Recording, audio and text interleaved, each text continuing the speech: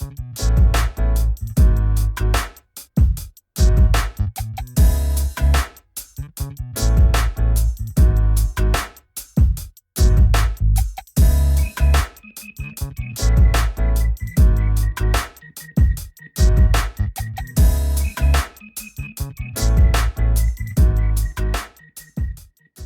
I'm Eddie of Eddie's Reef Korea.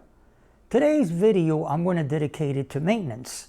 Due to the fact that we have an ordinance stay at home, I'm going to go ahead and show you what I actually do when it comes to maintenance and what do I actually check on this aquarium. And then at the end, I'm going to go ahead and I'm going to pan the tank, and I'm going to show you what's been going on from a week previously to now.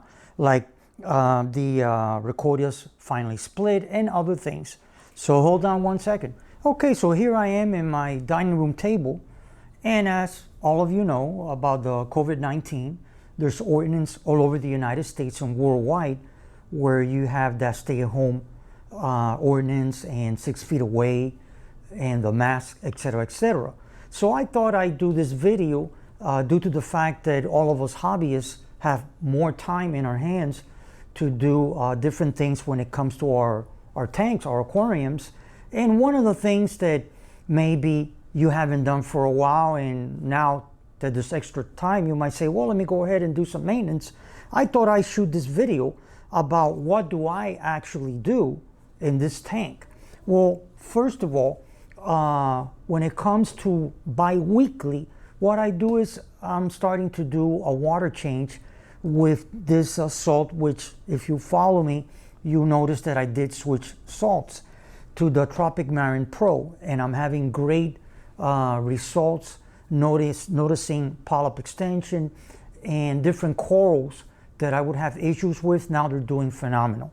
So every 2 weeks, I go ahead and I do a 20% water change on this 40. If it was weekly, due to the fact what was going on with the cyano and dino, then I was doing a 10% water change. So the first thing taking off on this video is water changes every 2 weeks. Then every week I do tests. As you notice, I'm using the Salifer test kits. So what I test actually is the pH. First I test the pH, the nitrates, and I also check the phosphates and see how they're doing.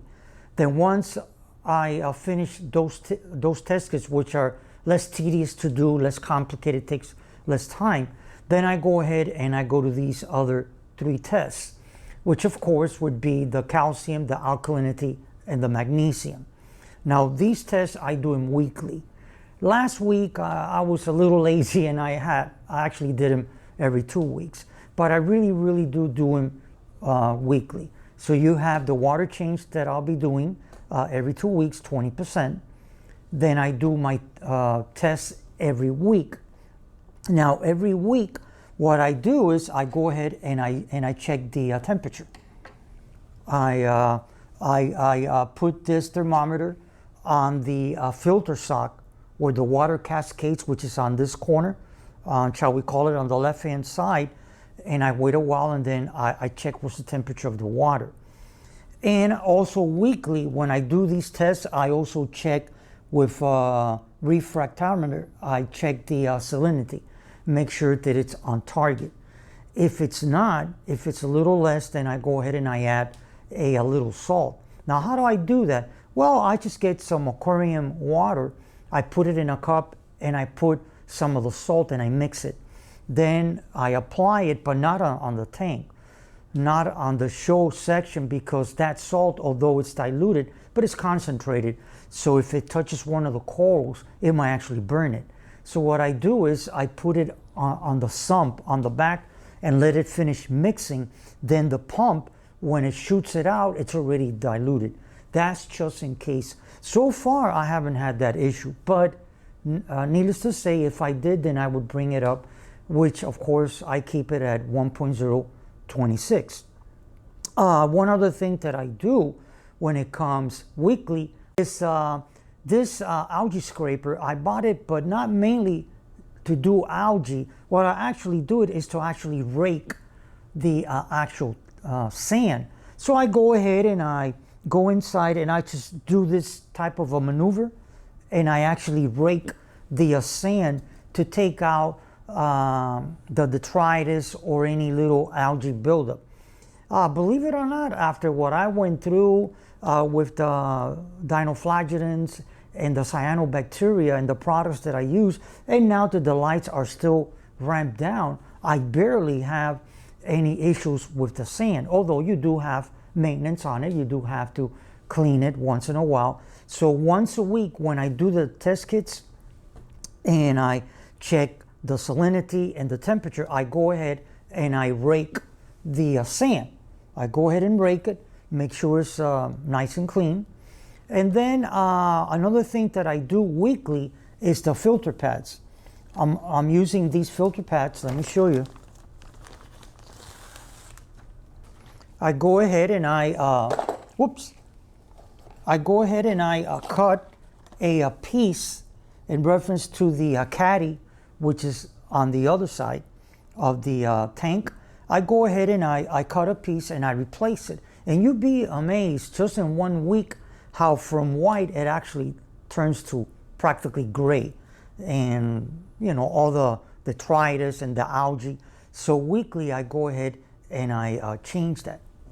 And then of course at the end, when I do all that, then I have a bottle with RODI water, and that's just a dedicated spray bottle to clean the glass. So I go ahead and I spray the glass and I wipe it with a paper towel. Hold on 1 second, let me show you. Okay, I'm back. I have a dedicated closet here where I have all my supplies and all that. But yeah, I just got a regular bottle, a spray bottle, and what I have in here is RODI. I spray it. And then with paper towels, like I was mentioning before. One thing that I forgot to mention is the filter socks. Also weekly, because as you must be aware if you follow me, you'll notice that on that side, if you look from the front, that'd be the left side, this is the right. Okay, there I have the custom caddy. But here I have one of the filter socks. So also weekly, I go ahead and I change the filter sock. And again, the same thing. You see how white this is? Only in 1 week, it'll turn like grayish or brownish of all the, you know, the detritus and everything that it picks up. Then the ones that are dirty, I put them in the washing machine just with water. And I make sure that I wash them twice. And once I do that, then I just let them dry and I have them ready for next week. Now I'm going to go ahead, I'm going to stop the video and I'm going to go to the tank and I'm going to show you briefly what's been going on. Okay, so here we are in the tank, and the first shot, as you noticed, the non-photosynthetic gorgonia that I talked about on my last week's video. I just fed the tank with reefroids, so now the polyps, as you're noticing, there's some that are still, they haven't opened up, but this is the reaction when you start to feed it. They all open up to receive the phytoplankton. So then down here, this is what I was telling you guys and girls, the actual Ricordea, they actually split. Let me get a closer shot.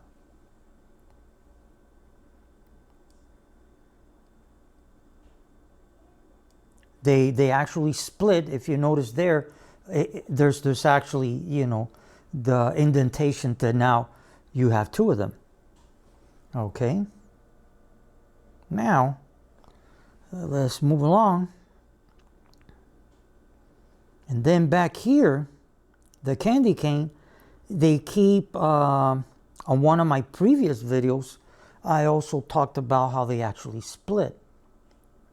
And if you notice, now you will see that it's actually splitting and splitting more. So eventually you can actually imagine, or you can visualize what's going to happen. Right here you can actually see in more detail the two mouths. So that'll be closing, and then I'll have, instead of two, I'll have three. And then of course my latest acquisition, which was the red Goniopora. It keeps opening and opening daily. This also will benefit from the feeding. These corals, they actually do well when you feed either reefroids or what I'm feeding now, the Phyto Feast from Reef Nutrition.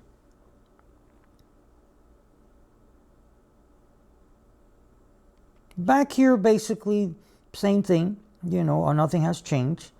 That effect that I gave with the Gorgonian. Now here, on the right-hand side of the tank, I thought I'd show you this area, which I was able to capture with these three corals. Now that little Montipora, that little digitata, I noticed that when I changed the salt to the tropic marine, there's polyp extension. It's more like, it looks more like fuzzy type. So it's doing better. And then the Cineraria is doing fantastic. It keeps growing. As a matter of fact, the ribbon, the tie rod that actually holds it, you can barely see it because although it was glued and it was tied to the plug, you can barely see it because it's actually like growing over the actual tie rod. I know that you cannot see it from this angle, but I thought I'd explain it. And then up there, the Stylopora on the right-hand side is doing great. I'm noticing that the heads, when the lights start to go down, it might, I mean, I don't know how to explain it, but the heads are like dilating. I don't see like an extra branch, but they are actually dilating. And then further up, the Spongotus, I've noticed that there's great growth getting close to the actual plug.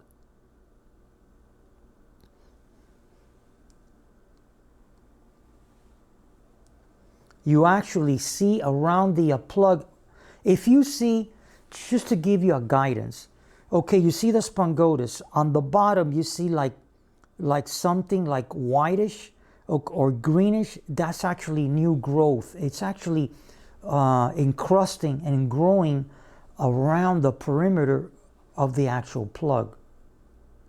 And then of course, to the side of it, then we have the frog span. It's got a little more current. It hasn't grown that much. Well, I hope you enjoyed the video. You found it fun, interesting, educational. Before I close, I know that you're gonna notice still that the lights are dim. This week, as I mentioned last week, you know, there's a lot of patience when it comes to keeping a reef tank, and when it comes to the lighting, you cannot just ramp them up one shot, especially when you have already numerous amounts of corals. So what the industry standard or the new school of thought is that if you want to raise your lights, you should raise them no more than 5% per week. Again, no more than 5% per week. So then this coming weekend, I'm going to go ahead and I'm going to start to raise the green, the red, and the whites 5%. More than what I have now, which is at 4%, because of the issue that I had. And then next week, another 5. Until, like I said on my previous video, I find my target for the AB Plus template, which is what I'm actually using on this tank. So I hope you enjoyed it, and like I say at the end of all of my videos, happy reefing, keep safe, keep secured, wash your hands, don't touch your face, 6 feet apart. Have a great day, fantastic day, and see you next time. Bye-bye.